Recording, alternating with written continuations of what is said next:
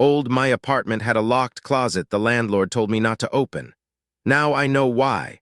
I moved into 8B because it was the cheapest place in walking distance from work that didn't look like it had its own Yelp page for hauntings. The building was old but freshly painted, a 5-story stack of 1-bedrooms facing the river. My window had a view of the bridge, and if I left it open, I could hear the traffic like distant surf. The listing said utilities included, which should have been the first red flag. The landlord, a man named Craig with the calm confidence of someone who knows you have no other options, handed me a brass key and said, "Don't worry about the closet." I thought he meant it needed repairs.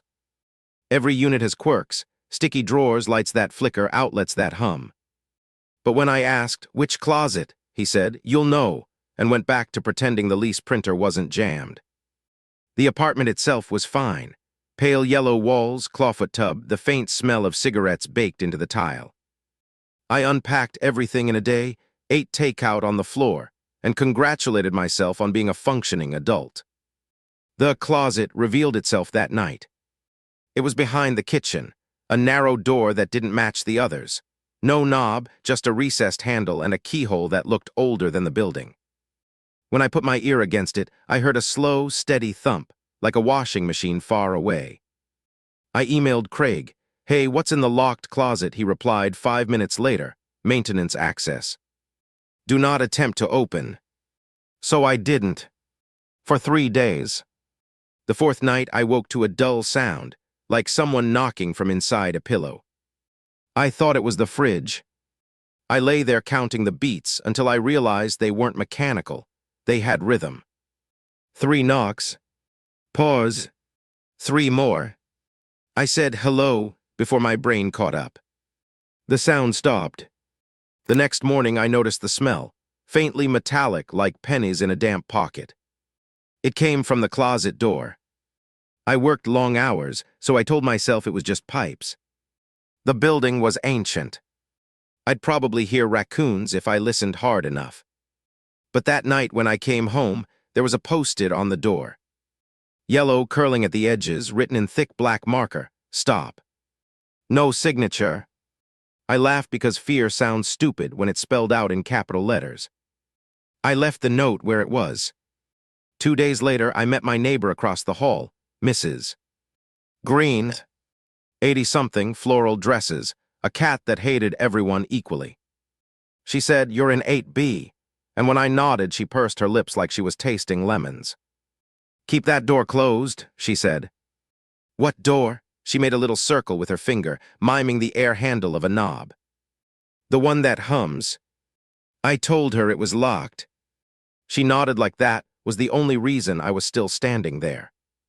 That evening, I wedged a towel under the door to block the smell. It helped until about 2 a.m. when something pushed back from the other side, just enough to bow the towel forward. I called maintenance the next morning. A man named Victor arrived, opened the door, and stared at it for a long time. "This isn't on my map," he said. "Can you open it?" He shrugged. "Not supposed to." But the landlord didn't say not to. He tried a screwdriver in the latch. Metal screeched, then gave way. The door swung open 4 inches before hitting something solid. Victor frowned. "It's bricked up." He tapped the gray surface inside, cement rough and cold. He leaned in with his flashlight. "Weird," he said. "Looks new." "Can you seal it?" I asked. He laughed. "You seal it. I just fix things."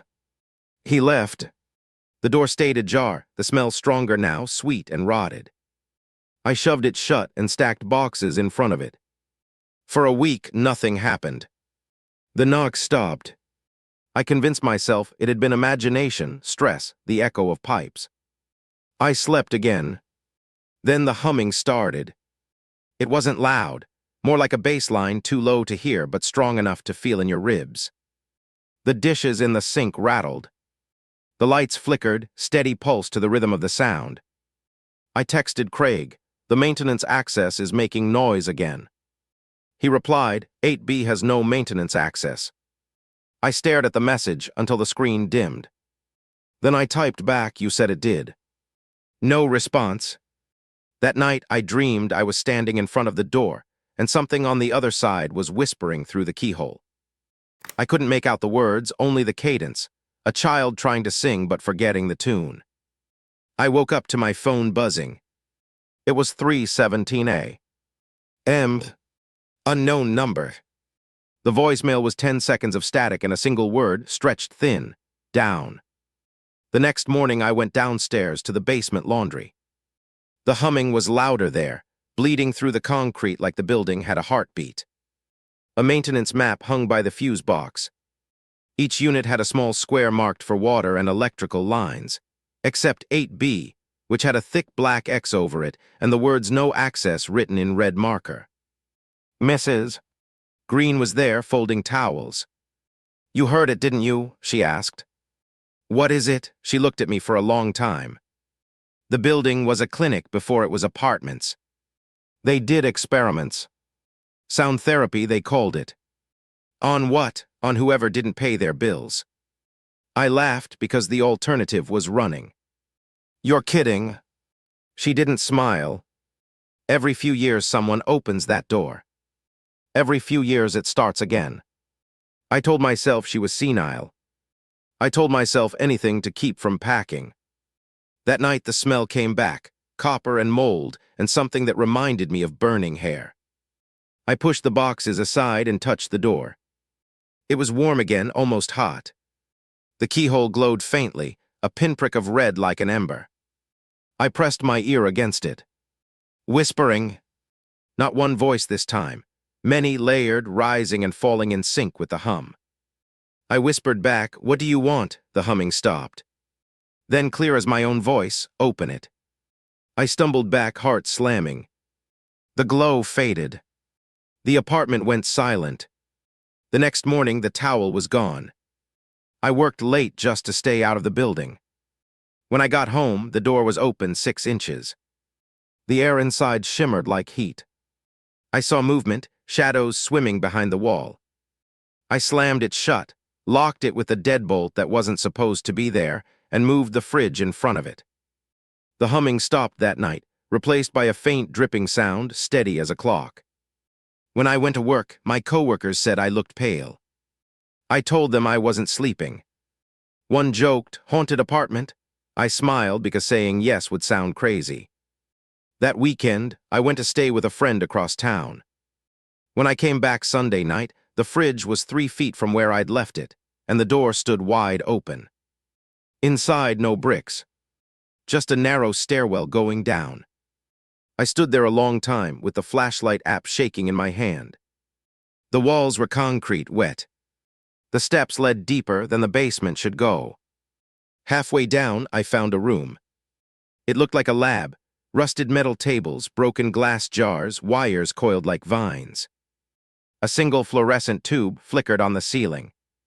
In the center of the room stood a metal chair bolted to the floor, restraints dangling from the arms. Behind it, a speaker the size of a refrigerator, its cone torn open. On the wall, old paper charts pinned with thumbtacks. Frequency tests. Heart rates. Notes in faded ink. Subject non-responsive, increase amplitude. My phone buzzed. No service. The air vibrated softly, the hum rising again from the floor. The walls rippled with it. I backed toward the stairs, but then the door above slammed shut. The light snapped off. In the dark, the hum grew teeth. It became voices again, hundreds whispering in unison. They weren't words anymore, just syllables that bent the air. My head felt full of bees. I screamed until my throat tore. The sound died against the hum, swallowed whole. Then something answered. Not from the speaker, from inside me. The hum climbed higher, matching my heartbeat, sinking, merging. I felt it spreading behind my eyes, vibrating my teeth. The world folded in on itself, like a bad recording played backward. And then silence. When I woke, I was sitting in the chair. The straps were undone. The hum was gone. I climbed the stairs. The door was open again, sunlight streaming through like nothing happened. The apartment smelled clean. The fridge was back in place. I thought I'd lost my mind until I saw the voicemail icon blinking again. I pressed play. Static, then a voice, my own, saying it's fine now. I moved out that day. Craig didn't ask why. He smiled when I handed over the keys. Place treats some people better than others, he said. 2 months later, curiosity betrayed me. I checked the listings again. 8B was already rented. The photo showed a new tenant, young guy smiling in the kitchen. In the corner of the picture, blurred but visible, the closet door was slightly open. I enlarged the image until the pixels broke. There was something in the darkness behind him, faintly red, shaped like a face. I closed the laptop. For a while, I dreamed I could still hear the hum. Then it stopped. A year passed. Yesterday, I got a letter forwarded from my old address. No return name, just a typed message on plain paper. The door is sealed again. But it's still breathing. Did you hear it too? I should have thrown it away, but I didn't. I keep it folded in my desk, right next to the key Craig forgot to take back, the brass one that doesn't fit any door I own. Sometimes at night I take it out, hold it between my fingers and feel it vibrate, faint and warm, like it's remembering a song.